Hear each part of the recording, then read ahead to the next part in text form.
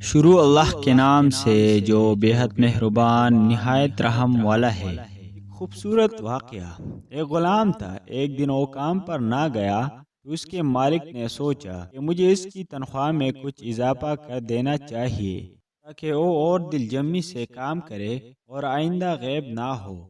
اگلے دن مالک نے اس کی تنخواہ سے زیادہ پیسے اسے دیے جو اس نے خاموشی سے رکھ لیے، لیکن کچھ دن بعد وہ دوبارہ غیر حاضر ہوا۔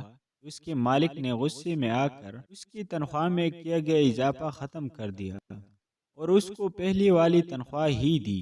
غلام نے اب بھی خاموشی اختیار کی تو مالک نے کہا، جب میں نے اضافہ کیا تو تم خاموش رہے، اور اب جب میں نے کمی کی تو پھر بھی خاموش ہو، کیوں؟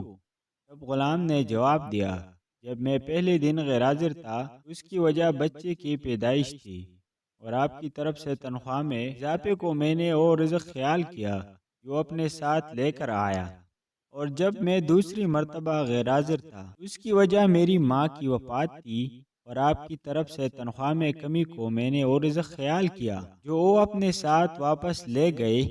پھر میں اس رزق کی خاطر کیوں پریشان ہوں جس کا ذمہ خود اللہ نے اٹھایا ہوا ہے؟